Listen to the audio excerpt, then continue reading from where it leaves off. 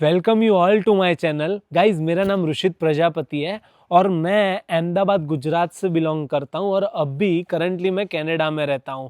मेरा ये वीडियो बनाने का पीछे एक ही मकसद है कि मैं आप लोगों को क्लैरिटी दे सकूं कि अगर आप कनाडा में 2025 में एज ए स्टूडेंट आना चाहते हो तो आपको आना चाहिए या नहीं। ये वीडियो देख के आपको पूरी क्लैरिटी मिल जाएगी, ठीक है। सो गाइज, मैं 2023 में एज अ स्टूडेंट आया था कनाडा और मेरे को मतलब 2 साल हो गए कनाडा में। इसलिए ये वीडियो में मैं जो भी आपको बताऊंगा वो मेरे खुद के एक्सपीरियंस से बताऊंगा, ठीक है।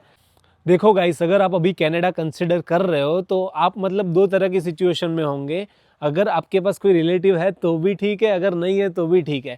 क्योंकि मैं जब कनाडा आया था तब मेरा कनाडा में कोई रिलेटिव था नहीं। मैंने जो भी किया था वो अपने हिसाब से ही किया था।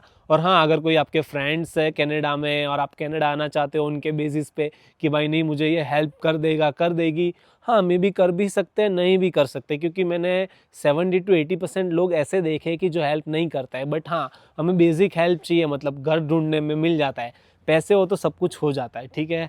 जॉब वॉब अपने उसको खुद से ढूंढनी पड़ती है। क्योंकि जब मैं कनाडा आया था तब सेम सिचुएशन थी, घर मुझे मिल गया था पर जॉब मैंने खुद से ढूंढी थी। सो हाँ, ये पहला क्वेश्चन आपका क्लियर होगा कि अगर आप कनाडा आना चाहते हो और अगर आपका कोई रिलेटिव है नहीं कनाडा में तो आपको आना चाहिए या नहीं आना चाहिए। So guys, you know, in Canada we have to do everything independently. मतलब किसी पे कोई भरोसा नहीं है तो आना चाहिए, अगर आपका मतलब कोई रिलेटिव है भी या नहीं भी। अगर हाँ आप में मतलब कैपेबिलिटी है कि मैं करूँगा या करूँगी, सो गाइस आना चाहिए। मतलब this country is full of diversity. ऐसा नहीं है कि कुछ है नहीं, सब कुछ है इधर, सब कुछ मिल जाएगा। पर सही लोग मिलने बहुत ही डिफ़िकल्ट है। बट आप अपने हिसाब से अपने मतलब खुद से रह सकते हो तो हाँ, तो आना चाहिए।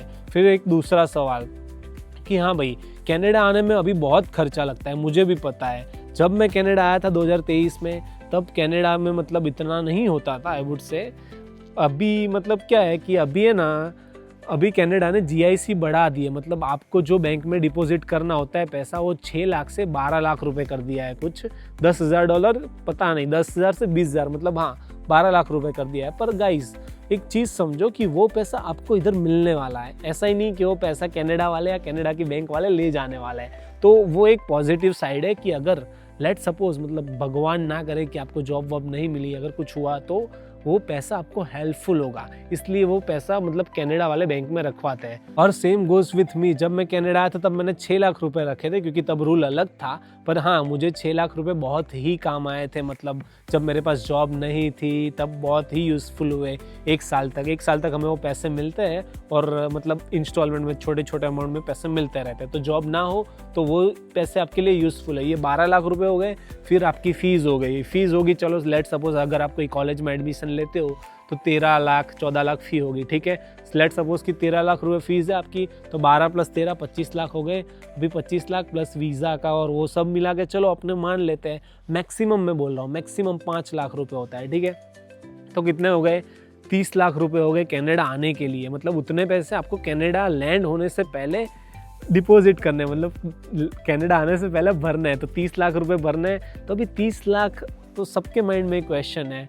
जब मैं आया था तो मेरे माइंड में भी था कि भाई मैं अगर रिच फैमिली से नहीं हूँ, मेरे पास इतने सारे पैसे नहीं हैं, मैं लोन लेके आ रहा हूँ, मैं किसी से पैसे बोरो करके आ रहा हूँ, तो ये पैसे हम वापस कैसे देंगे, ठीक है। किसी के भी माइंड में क्वेश्चन आएगा। सो गाइस देखो, कनाडा आके आपको लेट सपोज कि जॉब नहीं मिलती है 2-3 महीने तक, ठीक है।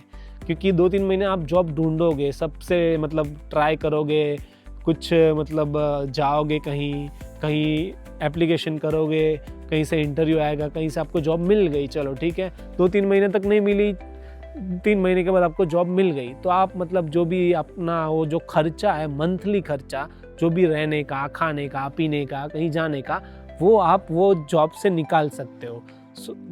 गाइस, तो आपकी GIC मतलब साइड में रहेगी, ठीक है। जो भी आपने वो 12 लाख रुपए डिपॉजिट किए, लेट सपोज अगर आपको जॉब नहीं मिलती है 7-8 महीने तक, तो गाइस थोड़ा दिक्कत है। बट GIC उसमें भी काम आएगी आपको क्योंकि आपके पास पैसे है ऑलरेडी। सो गाइस, आपके पास उतना मतलब स्टेबल है कि भाई नहीं 1-2 साल तक अगर मैं कुछ भी ना करूँ तो चले। तो गाइस, इस पॉइंट पे मैं बोल रहा हूँ कि आना चाहिए। क्योंकि कैसा है कनाडा में, आप इधर आ गए, ठीक है, आपको दूसरे साल की भी फीस भरनी है, वो 12-13 लाख अलग से निकालना है। और वो अगर आपने मतलब वो 4 महीने वाला ब्रेक, मैंने क्या किया था, मैंने किया था कि 1 साल तक मैं पढ़ा, 4 महीने का ब्रेक लिया मैंने और फिर 1 साल पढ़ा, और 4 महीने में जो हमारा ब्रेक होता है उसमें हम फुल टाइम काम कर सकते हैं। बट अभी जो कनाडा की गवर्नमेंट है IRCC, उन्होंने रूल्स चेंज कर दिए कि आप अनऑथोराइज्ड ब्रेक नहीं ले सकते एंड व्हाट्सएवर। सो गाइस ऐसे अभी रूल्स है। सो आप अगर कुछ भी ऐसा कुछ लेना कनाडा आगे ब्रेक व्रेक, तो आप मतलब जो भी इमिग्रेशन कंसल्टेंट है रेगुलेटेड, उनसे मतलब बातचीत या कंसल्ट करके फिर लेना। अभी मुझे पता नहीं पॉसिबल है भी कि नहीं, पर हाँ अगर पॉसिबल ना हो तो दूसरे साल की फ़ीस निकालना बहुत ही डिफ़िकल्ट है, क्योंकि मैंने मतलब बहुत ही ट्राई किया था, फिर भी मतलब थोड़ा बहुत रह गया। सो गाइस ऐसा सीन है पैसों की बाबत में, ठीक है। जब तक आप स्टूडेंट हो तब तक आप उतना कुछ कमा नहीं पाओगे, मतलब कुछ सेविंग्स नहीं होगी आपकी, आप भूल जाओ। जो आपकी GIC है, मतलब जो आपने पैसे भरे हैं, अगर आपके पास जॉब हुई तो वो पैसे बचेंगे फ़ीस के लिए। अगर आपके पास जॉब नहीं हुई तो आप समझ जाओ कि हाँ वो जितना आप मतलब स्पेंड करोगे उतना जाएंगे, जितना आप नहीं करोगे उतना रुकेंगे पैसे। पर हाँ बहुत कम लिमिटेड, आपके पास उतने पैसे तो नहीं होंगे कि आप फीस पूरी कर सको अगर आपके पास जॉब नहीं हुई तो। हाँ अगर जॉब लग गई 3-4 महीने में तो आप फीस भर सकते हो दूसरे साल की अपने खुद से, घर से मंगवाए बिना। मैंने खुद से मतलब फीस भरी थी, घर से कुछ भी नहीं मंगवाया था, क्योंकि कुछ मतलब एक्सपेक्टेशन थी नहीं मेरे को घर से, सो मैंने कुछ मांगा नहीं था घर से। सो गाइज ये हो गया दूसरी चीज़, ठीक है। सो गाइज अभी तीसरी चीज़ है कि इधर आने से पहले हम क्या करते हैं कि बहुत जल्दी करते हैं कि भाई नहीं मुझे कनाडा जाना है, मुझे इधर आना है, मतलब इतनी ब्यूटीफुल कंट्री है ये। सो गाइज अपना फ्यूचर देख के आओ, मतलब यू शुड नो, अगर मैं हूँ या आप हो, आपको पता होना चाहिए कि आपको आगे क्या करना है लाइफ में। ऐसा ही नहीं कि आप 28-29 साल के हो और कनाडा आना चाहते हो और कोई प्लान नहीं है, मतलब कि भाई 2-3 साल बाद मैं ये करूँगा, क्योंकि कनाडा में अभी कुछ फिक्स नहीं है। तो आपको मतलब इधर 3 साल 4 साल 5 साल भी देने पड़ सकते हैं। ऐसा ही नहीं कि तुम कनाडा आए 2 साल में 3 साल में तुमने पैसे जमा कर लिए तुम चले गए। कनाडा में अभी ऐसा सीन है नहीं, और जो भी कनाडा में अभी है वो डिफ़िकल्ट सिचुएशन में। कोई भी, मैं हो गया, दूसरे कोई भी बच्चे हो गए कि अभी PR की सबको दिक्कत है, मतलब परमानेंट रेजिडेंट की। सो रूल्स मतलब बहुत टाइट हो रहे हैं इमिग्रेशन के कनाडा में, अगर आप एज अ स्टूडेंट आ रहे हो तो। सो मेरी एक रिकमेंडेशन है, अगर आप एज अ स्टूडेंट कनाडा आते हो तो आप क्या है कि अच्छा खासा कोर्स, अच्छा खासा मतलब स्किल आप में है तो वो कोर्स लेके आओ, क्योंकि कनाडा में बहुत स्पेसिफिक ऐसे प्रोफेशंस हैं जिसकी बहुत ही डिमांड है और बहुत ही तगड़ा पैसा मिलता है, बहुत ही तगड़ा। सो गाइस ऐसा अगर आप में कुछ है तो वो लेके आओ और अपना फ्यूचर कंसिडर करो कि हाँ आपको पता होना चाहिए कि where you want to live here और देयर। ऐसा ही नहीं कि तुम मतलब भगवान के भरोसे सब कुछ छोड़ दो, क्योंकि देखो भगवान भी उसका साथ देता है जो हिम्मत वाला होता है, हिम्मत वाली होती है, ठीक है। मतलब अपने में भी कुछ होना चाहिए, अपना भी पर्पस होना चाहिए कि why we are coming here. And like I would say कि हाँ सबका आंसर यही होगा कि भाई पैसों के लिए, बट ऐसा नहीं है, क्योंकि कनाडा में आपको तुरंत ही आते ही पैसा नहीं मिलने वाला है, बहुत सारी चीज़ें आएगी। देखो बहुत सारे आई वुड से कि धोखे मिलेंगे, मुझे हिंदी नहीं आती उतनी पर फिर भी, और बहुत सारी डिसअपॉइंटमेंट मिलेगी और आपने जैसा सोचा नहीं होगा वैसे वैसे आपके पास एक्सपीरियंस होंगे। सो गाइस पैसा डायरेक्ट नहीं मिलने वाला, स्ट्रगल करना पड़ेगा आपको बहुत ही ज़्यादा, फिर मतलब कुछ जाके दिखेगा। फिर आपको ऐसा ही नहीं कि भाई इधर आए इतना कुछ हुआ चलो भाई इंडिया चलते हैं, क्योंकि जब तक आप कनाडा आए हो अगर आपके पास पैसा नहीं है और पैसा किसी का लेके आए हो तो फिर इंडिया जाना मुश्किल हो जाएगा, और अगर आप गए तो भी मतलब क्या है आपके मम्मी या पापा को मुश्किल होगी। सो गाइस वो आपको नहीं करना है।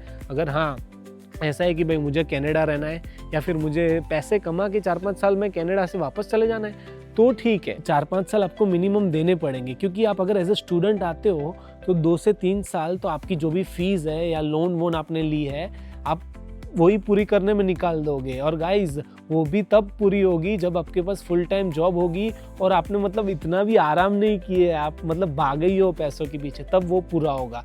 सो इतना मतलब थोड़ा डिफ़िकल्ट है ये सब चीज़ें, बट मेरी एक ये सलाह है आपसे, मैं एक आपका वेल विशर हूँ कि आप अपना फ्यूचर देख के आओ। अगर आप मैरिड नहीं हो तो आपको मैरिड कब होना है, किस एज में होना है। अगर मतलब आपके मम्मी पापा ओल्ड एज में हैं तो फिर आप उनका भी सोचो कि भाई नहीं मैं कितना टाइम उनके बिना या वो मेरे बिना कितना टाइम रह सकते हैं, क्योंकि देखो सबसे पहले वो लोग आते हैं मतलब मम्मी पापा और उसके बाद में फैमिली, तो उनका भी हमें सोचना है। ऐसे ही नहीं कि हम पैसे के लिए कुछ भी छोड़ दे तो उनकी अगर ज़्यादा एज है तो I would not recommend coming to Canada right now at this moment. हाँ, कोई दूसरी कंट्रीज़ है जैसे कि रशिया है, दुबई है, जर्मनी है, उसमें क्या है कि डायरेक्ट तुम वर्क वीज़ा लेके जाओ। पर कनाडा में आपको अगर स्टूडेंट आना है तो ये सारी चीज़ें ध्यान में रखो। सो या फ्यूचर रिकमेंडेशन मतलब आपको क्या करना है क्या नहीं, वो सारी चीज़ें आपको पता होनी चाहिए कनाडा से पहले ही। हाँ, अगर आप 18-19 साल के हो तो let's come to Canada, but in future आपको पीआर कैसे मिलेगी वो सब चीज़ें आपको सोचनी है, क्योंकि पल पल पे अभी गवर्नमेंट रूल चेंज कर रही है। सो ये हो गई तीसरी चीज़। अभी चौथी चीज़ की लाइफ, मतलब इधर लाइफ कैसी है कनाडा में। गाइस, जब तक आप अकेले हो तब तक लाइफ थोड़ी स्ट्रेसफुल रहने वाली है। हाँ, अगर आप मैरिज करके भी आते हो तो भी मतलब क्या है कि आपका थोड़ा स्ट्रेस ख़त्म हो जाएगा, जैसे कि खाना बनाना, फिर बहुत सारी चिंताएं ख़त्म हो जाएगी कि भाई मेरे पास कोई है नहीं, मतलब लोनलीनेस आई वुड से कि नेक्स्ट टू ज़ीरो हो जाएगी। क्योंकि जब आप अकेले होते हो तब आपको ये सारी चीज़ें बहुत ही ज़्यादा महसूस होती है, क्योंकि क्या है माइंड अपना ओवरवेल्म हो जाता है, मतलब पूरा भर जाता है कि भाई मैं ये कर रहा हूँ, मैं वो कर रही हूँ, मैं खाना बना रही हूँ, मैं कपड़े धो रही हूँ, मतलब सब चीज़ें मैं कर रही हूँ, मैं पैसे कमा रही हूँ, मैं स्टडी कर रही हूँ। तो वो सारी चीज़ें माइंड में आती है, क्योंकि हमारी साइकोलॉजी ऐसी है कि ये सारी चीज़ें आएगी ही, पर आपको उस पर कंट्रोल रखना है। हाँ, मैरिज के बाद जैसे मैंने बोला तो क्या थोड़ा इजी हो जाता है, पर उतना भी इजी नहीं है। अगर आप मैरिड कपल हो और आप कनाडा आना चाहते हो एज अ स्टूडेंट, ठीक है, कोई भी वाइसा वर्सा, अगर आपकी वाइफ को स्टूडेंट आना है या आप मतलब आपको खुद को ही एज अ स्टूडेंट आना है, तो भी आपको दोनों को जॉब करनी पड़ेगी। और कनाडा में अभी दिक्कत हो रही है, जो भी वाइफ स्टूडेंट है या जो भी हस्बैंड स्टूडेंट नहीं है, उसमें क्या है कि हस्बैंड अभी फुल टाइम काम करता है और वाइफ को काम ही नहीं मिल रहा है, वो वैसी सारी बहुत ही ज़्यादा दिक्कत है। और गाइस, एक सैलरी में आप 2 लोग का नहीं चला सकते। अगर आपके पास 2 सैलरी आती है तो आप थोड़ा बहुत कुछ बचा लोगे। सो अभी उसके आगे की बात आती है कि 2-3 साल बीत गए, फिर क्या सिचुएशन होगी मेरी। फिर भी गाइस वही सिचुएशन रहने वाली है, as long as you are one, मतलब एक अकेले हो आप तो वो सिचुएशन रहेगी। आप है ना, अगर मैरिज करके आए हो तो क्या थोड़ा आपको ईज रहेगा, बट फिर भी स्ट्रेस तो रहेगा ही, क्योंकि हम पूरी नई कंट्री में आ रहे हैं। और मिनिमम आई वुड से जब तक शांति मिलेगी इधर तब तक 4-5 साल निकल जाएंगे। देखो वैसे कितनी शांति है इधर, कोई मतलब परिंदा भी पर नहीं मार रहा है अभी, पर माइंड शांत होना चाहिए। अगर माइंड में ही मतलब हलचल हो रही है, भले ही ये कितना भी शांत हो, तो कोई मतलब नहीं है ना। क्योंकि देखो गाइस, कनाडा में आते ही तुम्हारा माइंड 24 घंटे चलेगा। जब तुम सोओगे ना तो भी तुम्हारे माइंड में 17 चीज़ें होंगी, भाई ये करना है, भाई वो करना है, भाई मतलब सब चीज़ें होगी। फिर 5-6 साल के बाद आपकी लाइफ थोड़ी ईज होगी इधर, मुझे लगता है। मतलब अभी मेरे 2 साल तो हो गए, पर मुझे नहीं लगता उतनी ईज हुई है मेरी। पर 4-5 साल के बाद हाँ, मैं बोल सकता हूँ कि आपको जो चाहिए, अगर हाँ आपके पास मतलब सेटिस्फेक्शन है, एक सेंस ऑफ सेटिस्फेक्शन बोलूँ ना कि भाई संतोष, गुजराती वर्ड है, पर हाँ सेटिस्फेक्शन बोलते हैं उसको इंग्लिश में, हिंदी में मुझे पता नहीं क्या होता है क्या नहीं। पर अगर आपके पास वो है तो आपके पास सब कुछ होगा। आपके पास गाड़ी होगी, आप मतलब अपना छोटा सा घर भी ले सकते हो अगर आप मैरिज वैरेज करके आए हो तो। सो गाइस, कनाडा में लाइफ ये है, पर हाँ आप मतलब हमेशा भागते रहोगे वो 5-6 साल में, इतना समझ लेना। सो गाइस, कनाडा में अभी की लाइफ ये है, आप अगर एज ए स्टूडेंट आओगे तो इन फ्यूचर ये सारे सीन हो सकते हैं। अभी एक आखिरी और बहुत ही इम्पोर्टेंट टॉपिक जिस पे हम सब लोग गौर करते हैं कहीं भी, मतलब प्रॉफिट या लॉस, मतलब कनाडा आना अभी के लिए प्रॉफिट है या लॉस है। तो गाइस, ये मैं क्लियर बताऊंगा कि सेविंग्स कनाडा में कितनी होती है, उससे आपको आइडिया आ जाएगा कि कनाडा में प्रॉफिट कितना है और लॉस कितना है। गाइस, एज अ स्टूडेंट अगर आप आ रहे हो 2025 में कनाडा में, तो आप है ना 2 साल तो आई वुड से ऐसे ही निकालोगे, ऐसे ही मतलब आप अपना खर्चा वो सब निकालोगे अगर आपके पास जॉब हुई तो भी। और 2 साल के बाद 1 साल और आप जॉब करने में निकाल दोगे, मतलब मिनिमम 3 साल तक आपके पास कुछ सेविंग नहीं होने वाली है। जो भी आपने फीस वीस पेड की है वही सारी आप मतलब रिकवर करोगे और वो सब, ठीक है। मिनिमम 3 साल अगर आपके पास जॉब हुई तो, और 3 साल के बाद जो भी आप करोगे उसमें से भी आप समझ लो कि आपका रेंट, खाना पीना वो सब चलने वाला है। तो आपकी सैलरी पे डिपेंड करता है कि कितनी सैलरी है। पर गाइस, 3 साल के बाद भी आई वुड से कि आप है ना मिनिमम आई वुड से मिनिमम आई वुड से कि आप 1 लाख तक बचा सकते हो 1 महीने में 3 साल के बाद, अगर आपके पास फुल टाइम।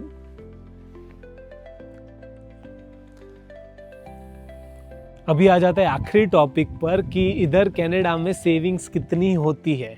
अभी मैं बता दूं, एज ए स्टूडेंट की बात कर रहा हूँ, क्योंकि मैं स्टूडेंट आया था, 2 साल हो गए मेरे को, और अभी मेरे को थोड़ा आइडिया है कि कैसा है कैसा नहीं। तो मेरे एक्सपीरियंस से मैं बता रहा हूँ, अगर आप कंसिडर कर रहे हो कनाडा को 2025 में for money, for savings, so guys 2 से 3 साल तक आपके पास कुछ नहीं रहने वाला है। आपने जो भी फीस भरी है, आपने जो भी पैसे डाले हैं, 30 लाख रुपए मैंने आपको पहले गिनवाया, और दूसरे 12-13 लाख रुपए, तो 43 लाख, मतलब बहुत ही ज़्यादा होता है। तो वो सारे ही रिकवर करने में निकल जाएंगे अगर आपके पास फुल टाइम जॉब है और आप मतलब डे नाइट हार्ड वर्क कर रहे हो तो।